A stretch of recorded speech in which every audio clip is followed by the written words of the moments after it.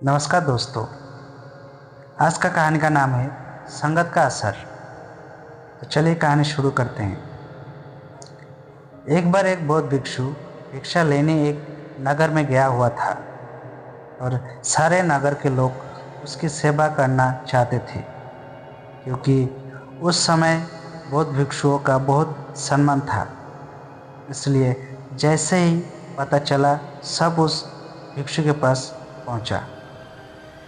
उन्हीं में से एक वेश्या भी थी, जिसने उस भिक्षु के बारे में सुना तो उसे देखने चली गई।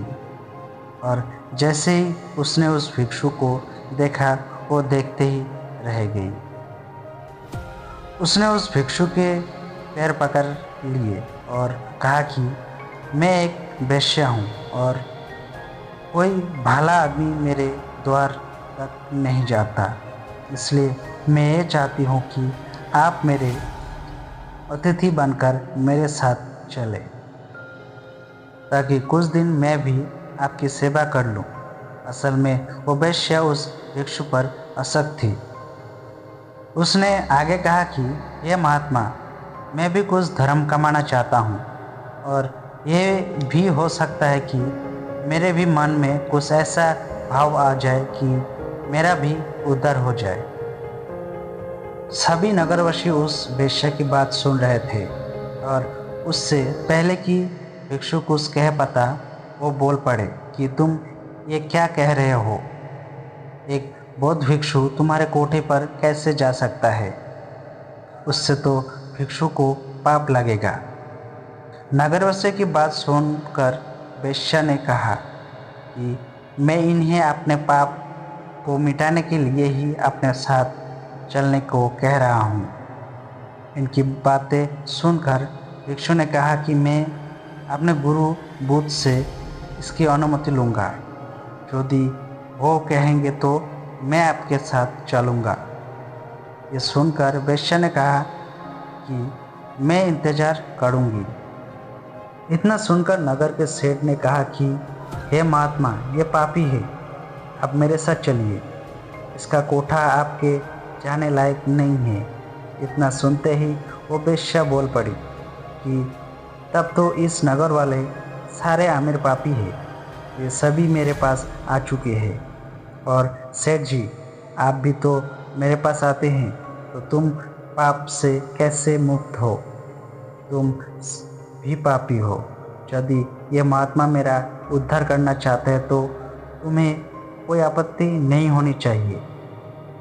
नगर का सेठ चुप हो गए और बौद्ध भिक्षु गुरु बुद्ध के पास अनुमति लेने लौट गया। गुरु के पास पहुंचकर उसने अपने साथ हुए घटना के बारे में अपने गुरु को जानकारी दी। गुरु के सभी चेले ये बातें सुन रहे थे और सोच रहे थे कि आप गुरु क्या करेंगे। कुछ चेले सोच रहे थे कि अनुमति नहीं मिलनी चाहिए और कुछ ऐसे चेले भी थे जो चाहते थे कि अनुमति मिले, ताकि वो भी कल को किसी ऐसे स्थान पर रहकर कुछ समय बिता सके। गुरु ने सब कुछ सुनकर कहा कि जाओ और उस औरत का भला करो। आज्ञा पाकर भिक्षु लौट गया और कुछ महीने बाद उसी औरत वेश्या के साथ लौट आया।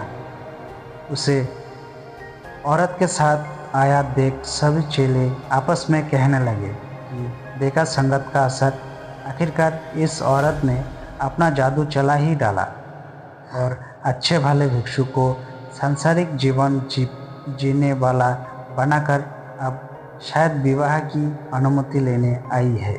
लेकिन गुरु को पता था अपने चेले का, इसलिए गुरु उन्हें आता देखकर मुस्कुरा रहे थे।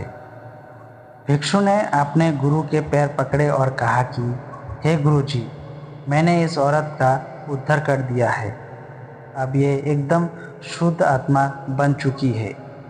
इसे भी अपना शिष्य स्वीकार करे। ये सब सुनकर सभी भिक्षु आश्चर्य में पड़ गए कि ये कैसे हुआ। चरित्र तो हमेशा बुरे के साथ रहकर अच्छे का खराब होता है। हमें बचपन में यही सिखाया जाता है कि बुरे के साथ रहकर तुम भी बुरे बन जाओगे। तब गुरु ने कहा कि देखो इस भिक्षु को, जिसने मेरे आशा के अनुसार काम किया। इस औरत के चरित्र को अपने चरित्र जैसा बना दिया, ना कि खुद को बदलने दिया। ये ठीक उसी प्रकार है जैसे कमल कीचड़ में रहकर भी कीचड़ जैसे नहीं होता। तो दोस्तों, इसलिए मैं इस कहानी के माध्यम से ये कहना चाहूँगा कि आपके अंदर यदि बुरे विचार आते हैं तो अपनी संगत बदल डालिए। अच्छे लोगों के साथ ही आप अपने आप को डालने की कोशिश करें। जैसे आप बुरे विचारों का स्वागत करते हैं, वैसे ही अच्छे विचारों को भी अंदर आने दें। इनका विरोध ना करें। जैसे ही आप अच्छे विचारों के लिए अपने मन के द्वार खोल देंगे, आप पाएंगे कि आप एक अच्छे इंसान बन चुके हैं। तो दोस्तों, आज का कहानी कैसा लगा? अगर अच्छा लगा है तो कमेंट जरूर करिएगा और सब्सक्राइब बटन जरूर दबाइए। Thank you.